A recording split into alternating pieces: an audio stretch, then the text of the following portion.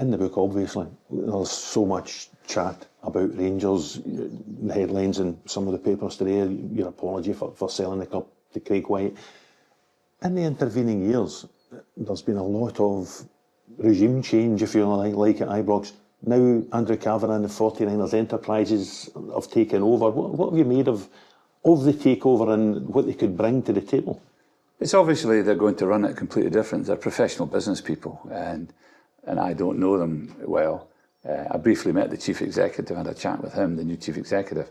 But this won't be a 3-month plan. This will be a 3 to 5 year plan. And they'll have to put firm foundations in place. I think what they'll have to do is manage expectations.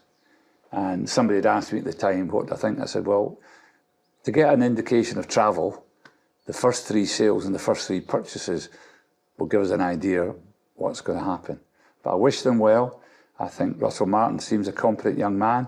Will he be given the tools to do the job? Time will tell. And I don't think it's the best draw with Panathinaikos with the second game away, because you always prefer to come home. I don't know how that worked out, because you'd have thought, as the higher seeded team, which I presume Rangers were, they'd have been the other way around, but that's the way it goes. Does the club need a period of stability? You say it's a longer plan. Do they need Andrew Kavanagh and Russell Martin to be there for a period of time? I look back, you appointed 4 men as manager: Walter Smith, Dick Advocaat, Alec McLeish and Paul Le Guin. Rangers have appointed 4 managers since they last won the league. Are they now in a period where they just need to settle down? I can't comment on them, but you had a dysfunctional board. And honestly, when they were trying to get money from directors putting loans, $1 million, $2 million, $3 million, everybody wants a say. And you can't run it by a football club or committee, whether it be me or whoever it is. You need one dominant person to be making decisions with a board of directors and thing. And I think it was very difficult because everyone's done it with good intentions. I met at the Parks in the time of Van Bronckhorst coming to an end, and I suggested that they stood still with Van Bronckhorst and keep him to the end of the season. It seemed pointless. And I don't want to be smart after the end, but the BO exercise did not work and it cost a lot of money. And there's Van Bronckhorst. He's that highly rated. He's, I believe, going to number 2 at Liverpool. That's good. I mean, he did reasonable in Turkey. He won a league with Besiktas. He was 1 penalty kick-off up there with the greats. And I think he got a raw deal. But, you know, it's not my decision. I'm only talking as observer now. Has it been a tough watch as an observer over the last 14 years, watching some of the decisions that have been made at the football club? It's just not joined up thinking. They're not working as a team, as my view. And there's two, you know, you make a decision and people have got all these loans and I look at the director's box sometimes thinking he's put in 2 million, he's put 5 million. It's like rotating who's putting the loans in at the time, and now some of the people need their loans back. I don't know the full story. Have you had the opportunity in the intervening 14 years to go back at any stage? Would you have welcomed an opportunity if you haven't had one? No, I've been asked back, but my life's moved on.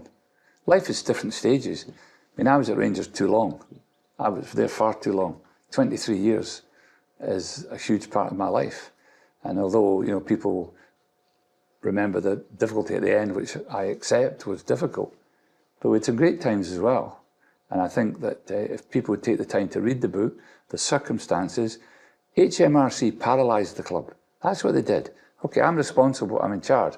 But they put in costs, fines, and them were for us running an illegal tax scheme. That's what they said.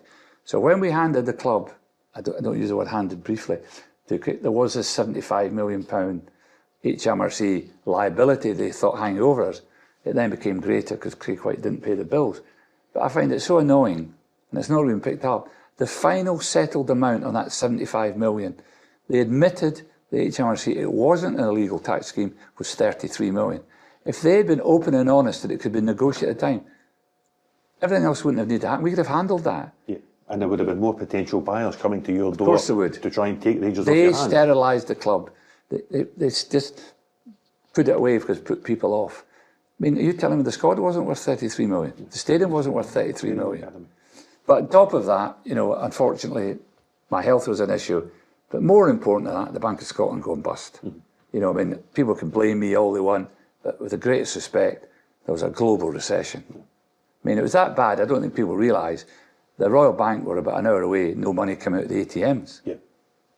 you describe it in the book as the perfect storm, because there was a defeat, the Champions League qualifying defeat in Kaunas. Yep. There was that global financial collapse. Yes. And you were going through a health episode as well at that stage. Yeah, well, I found out that one day I was driving up here and I was going over the Forth Road Bridge and I thought I was having a heart attack. And I went into Dunfermline Hospital, nothing wrong. So I went for a scan the next day, just a normal scan, and the boy says, "You've got an aortic aneurysm." I said, "Oh, that's good. What happens here?" "Well, it's basically your main aorta come down, expands." And he said, "We'll have to monitor it every 3 months." So Alistair Johnson had come into my house that day and I said, "Alistair, I think you should become chairman. Because soon you get news like that, you're thinking it could happen any time." And in fact, I shared that information with Craig Brown a few years ago before he passed away. He had the identical thing. If an aneurysm bursts, you've got about half an hour. And Craig managed to get into everything. So I got that and I decided to step back. And it was amazing. I was getting scanned every 3 months. And probably the pressure of it all doing, if I'm being honest. And if you look at that picture, I look I mean, I got a scan. They said, "You need an operation now." And 8-9 weeks after that, I had the operation in the Edinburgh Royal Infirmary. And that was all, obviously your health concerns are primary in your mind. Yes. And you're trying to It's a bit of everything. It's a bit of sell a everything. football club. It wasn't one factor. 4 or 5 factors, which put us in the position. We spoke about the 4 managers, 4 men you appointed. You obviously inherited your great friend Graham Souness when you came to the club in '88, then Walter Smith, Dick Advocat, Alec McLeish. Those bonds that you had with those men and the bonds you had with many of the players of that era, they're still strong to this day. Well, you see, I think, if you look at the UEFA Cup final run we had, the penalty shootout against Fiorentina, look at Tony, he's cost hundreds of millions, misses his left foot, and Nacho Novo, a free from Dundee, slots it away. What we had at the club was a tightness, a bond. People on the outside think they know, there was no leakage. We fought together. We were winning games on paper we probably shouldn't have won, if you know what I mean. We beat a Werder Bremen team, great save by McGregor. You remember it all. We ran out of steam a wee bit in the final for the simple reason Dick went and bought Curry, some Russian guy for about 30 million a few weeks before. But I thought that was an amazing achievement when you consider where we'd been 18 months before. Right, yeah. But no, I'm close to people. When people work with you and they're in the trenches, they know the truth. And when people on the outside stand in the touchline commenting on the pitch, they don't know the full story. You look at some of the achievements, you talk about 2008, but 9 in a row, does that still stand as the peak of your tenure at the club, do you think? I think, taking all factors into consideration, repeat myself, I think the last 5 years are remarkable. Because, previously we had money to spend and it was tight at the end, and Walter came back because Le Guin hadn't worked out after he was meant to be the manager to do the job. But when Walter came back, he said, "I think we should sign Davy Weah." And I'm going, what's the game here? I think we could do with Christian Daly. I mean, Walter was unbelievable. He knew how to do it. And then having at that time Alistair and Kenny with him. Yeah. They were a unit, motivation, etc. We won 8 trophies in 5 years. When I left, it was 3 in a row. That day, the week after you sold the club, Rangers won a title, May 2011 at Rugby Park.